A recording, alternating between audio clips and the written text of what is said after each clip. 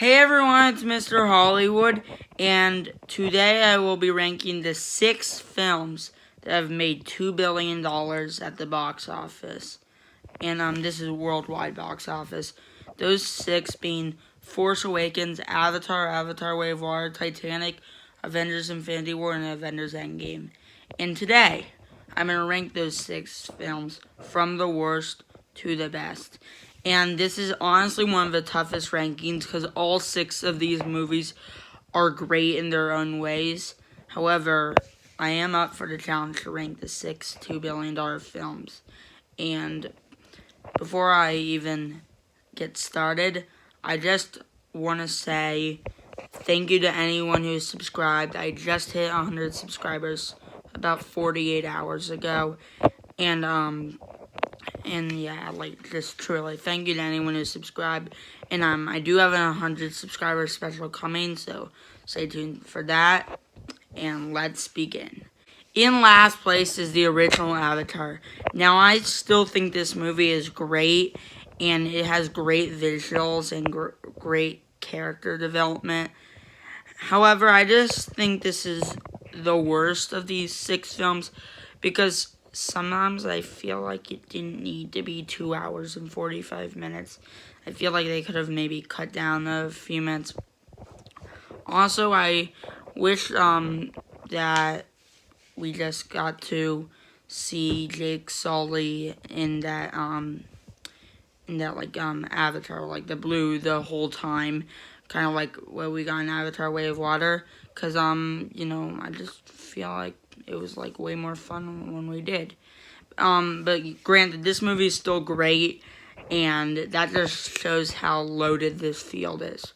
Coming in at number 5 is Titanic. Now, the final hour of this film is great. It's just perfect. And the chemistry between Kate Winslet and Leonardo DiCaprio is great. And for its time, the visuals were pretty impressive. And it did definitely deserve Best Picture. However, I just think maybe we didn't need to see them get on the Titanic. Like, we didn't see them get on the Titanic until like 45 minutes. Wish like we could have saw that earlier. But granted, this movie is great, and the 3 hours does fly by pretty fast. Now, the next 2 are kind of a tie, and I have different reasons of why I would give them what I would give them. And I just want to say Avatar and Titanic, I'd both give Avatar I'd give like a 9.2.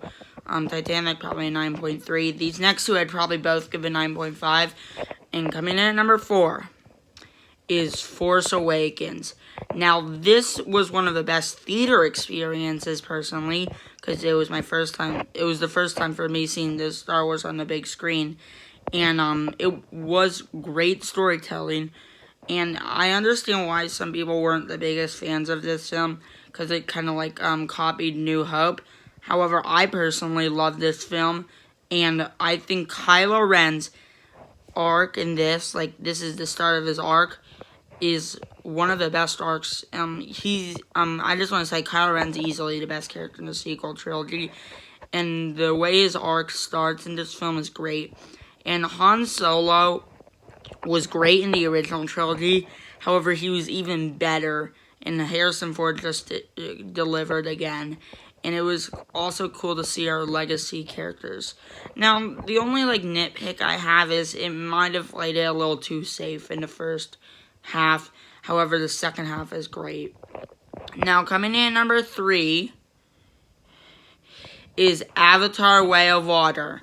Now, I just want to say up front, this movie better win Best Visual Effects. This is kind of this is easily the best, visually the best movie I've ever seen. The effects are great, and it was so cool seeing it in theaters. And I'm very happy it got nominated for Best Picture. James Cameron made a great comeback after not doing a movie for 13 years. And it was worth the wait. And they added characters.